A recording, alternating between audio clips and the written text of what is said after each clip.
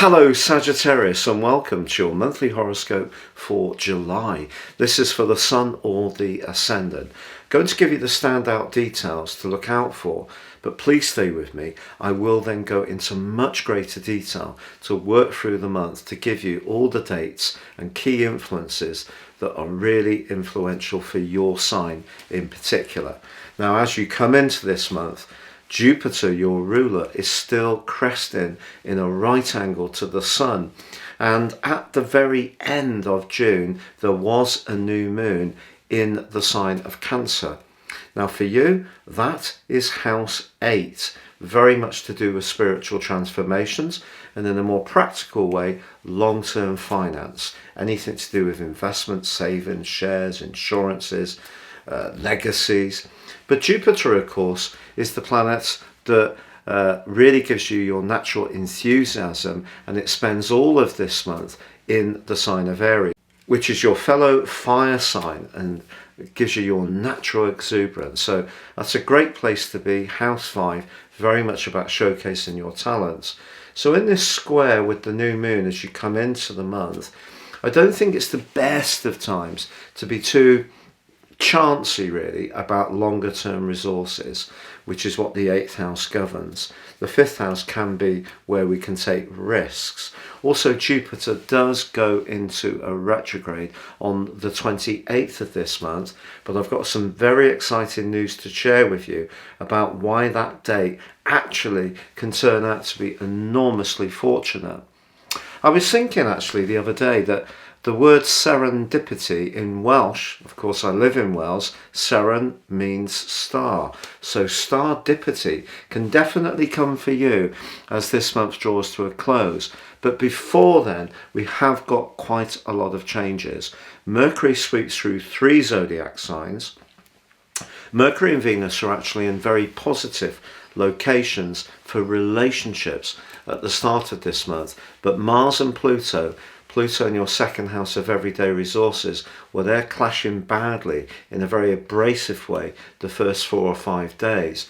Also, we have a full moon at the heart of the month, which again is impacting that area of your situation to do with balancing the books. So a lot to share with you. Please stay with me. But if you would like to ascend above this zodiac broadcast, if you give me 3 pieces of personal birth data of time, date and place, I can give you a roadmap that you can use for the rest of your life, along with your 12-month personal horoscope forecast, and you can get 30% off with my special package. No 2 charts are the same. They're totally individually prepared for each person. If you'd like to find out more, please see below. Finally, I'm nearly at that 100,000 mark on subscriptions. If you've yet to subscribe, I'd be honoured if you do so now. Please click or tap on the bell notification symbol. But also, if you are a subscriber, all your watches are just incredibly appreciated. Please stay with me now for your in-depth Sagittarius forecast for July. So Sagittarius, as you come into July, the Sun is emerging from the new moon in your 8th house. 8th house energy is very complex. It's a scorpionic type of influence. But for you, of course, it occurs in the sign of Cancer, which is to do with nurture, but also security. So I think what you're wanting as you really start this month is to be conscious of how you're planning for the future. But what Jupiter's doing is injecting a sense of excitement. And it's one of those squares that can actually work really well. I actually have it in my natal horoscope. And people with the Sun square Jupiter can be very generous, and particularly towards good causes. But it's also important to make sure that, you know, whatever we're contemplating in a more entrepreneurial way is something that we can really afford to risk. So I wouldn't be too gung-ho, particularly because Pluto, the planet of change, is squaring with Mars, also in the 5th house as this month begins. And Mars is much more about impulse. You know, it's much more about living in the moment and going for it. But there is going to be a big change with Mars on the 5th. But before I tell you about that, just to say that Mercury and Venus are in your 7th house as this month begins. Now, of course, Mercury's gone through a complex journey, moving into Gemini, going into retrograde, going back into Taurus, and then emerging from the retrograde on the 3rd of June, shadow the 4th, and back into Mercury mid-month. So there may have been some kind of niggle that came up in a relationship situation, which has proved to be frustrating. But actually, if you've really been patient and kept the lines of communication open, you may start to see real progress, because Venus in the 7th house, along with Mercury, is one of the most providential positions that it can occupy, because Venus governs the 7th house, obviously through its rulership of Libra. So your ability to skillfully say how you feel could reward you as we go into this month. But on the 5th, Mercury does make way. It's actually, as I mentioned before, moving really quickly this month, and it also moves into the 8th house. I think what you could take from this is that maybe it's going to help you to decipher the difference between what you're being told and what people really mean. Mercury in the 8th house gives us an ability to don our detective max and really dive deep and be very perceptive about the information that we're processing. But on the same day, Mars moves into Taurus, where you've had Uranus full-time since March 2019. Now that's created a lot of nervous tension and perhaps some issues, some unpredictable conditions around work, not least through COVID, That's been unpredictable for us all. And of course, the sign of Taurus governs everyday money. So, we're seeing a big reset going on in the world in this regard. So Mars moving into this area can give you a lot of thrust. The 6th house can be about precision. It can be about providing services, but it can also be about making our own lives more efficient. And of course, Mars is about desire and neat, raw energy. It's not as refined as the sun's energy, but I think in the 6th house it can be a bit more self-sacrificing. So Mars's transit from the 5th for 6 weeks could see you thinking about a new job, adopting some more healthy approaches towards diet, nutrition, exercise, just because details can bore Sagittarius. It's possible that having Mars and the North Node and Uranus in this sector of everyday routines could just push you to get a little bit more structured in your approach. The other thing that's really good about Mars in the 6th house, it can give us a lot more physical vitality.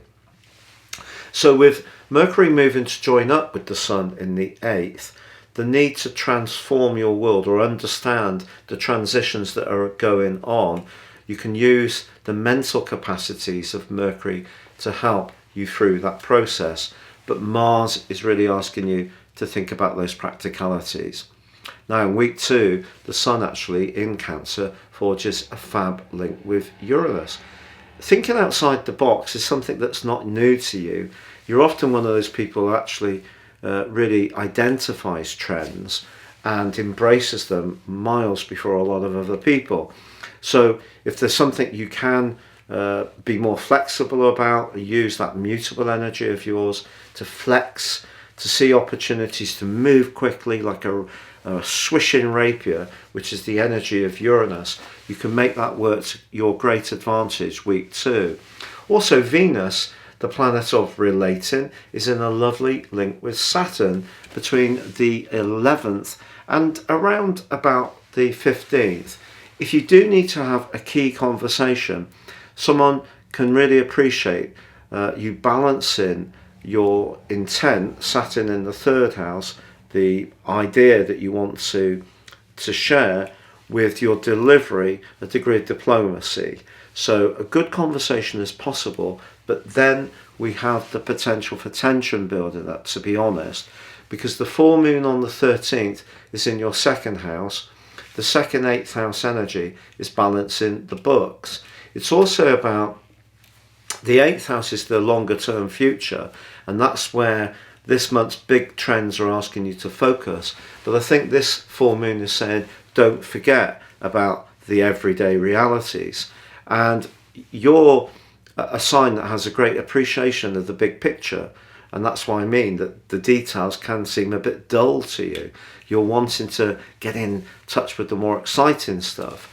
So with the Sun and Mercury then going face to face with Pluto from the 17th to the 22nd in turn, that could lead to some very powerful conversations. Someone may not agree at all with some of your ideas, or it could be even your values that you feel threatened around.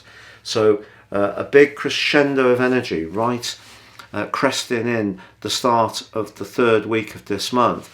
But Venus does move into Cancer on the 18th, and ironically, even though there may be tensions around money, it's also possible that you can gain money through some kind of payout. It could be an insurance payout. It could be something to do with some money that you've invested in. You can get a premium come through. It could even be in a business sense that you really start to get the rewards for a lot of hard work that's gone on in the past. Maybe someone close to you can benefit in some kind of way. But on the 19th, Mercury moves into your sister fire sign of Leo. Really exciting, because after all the second and eighth house energy, which is very intense, particularly the eighth, you're moving into the sunlight. Imagine, coming through a storm, and suddenly in the ninth house is about how you can view the much broader context, and it can also be about travel. Of course, Mercury can be about the distribution of ideas, the distribution of goods, transport. So maybe a contract is going to start to shape up that really pleases you the third week of July. The 22nd, the Sun, your sister fire sign Sun, moves into its home zone in Leo. This is its favourite transit of the whole year. Now, I told you that something very, very special was coming to pass on the 28th, and it is the Leo new moon, which forges an enabling 120-degree trine with Jupiter, your ruler, even though Jupiter starts a retrograde on the 28th too. That could really propel you into August in a fantastically upbeat way. Yes, Jupiter is going to go retrograde. As I've mentioned before, we need to find some balance with Jupiter. It doesn't just rule your sign, it also governs the spiritual and more ephemeral sign of Pisces. But in your sign, it's very much about that enthusiasm, that happy-go-lucky, that joviality, that positivity and optimism, the belief that things can go right. So the ninth house is about expansion, the fifth house is about your self-expression. So something really glorious can shape up as this month draws to a close and you go into August. And I'm going to share more about the retrograde in Jupiter on the August forecast, because then we can see the longer term impact of that. But as we come to the end of the month, Mars does align with Uranus. And if there's something, the thing perhaps that was aggravating you at the start of this month that's still not getting cleared, I feel that, if it's to do with an employment situation, perhaps the ninth house energy of the new moon could see you seeking the recourse of some kind of legal advice. On the other hand, Mars can join in with Uranus in the sixth house, could push you through its electric but also motivational energy to break out of any sloth that you might have got into. Neptune in your fourth house has been really tough for Sagittarians since 2012. A little bit of confusion about your personal identity, about where you live, who you live with, your emotional needs. And I think that this combination between Mars and Uranus in such a practical location could give you the kind of piercing motivation to take some action, to break some kind of chain of control that's not actually helping you in your situation. It could be a lifestyle choice. It could be a job that's as dull as the proverbial ditch water.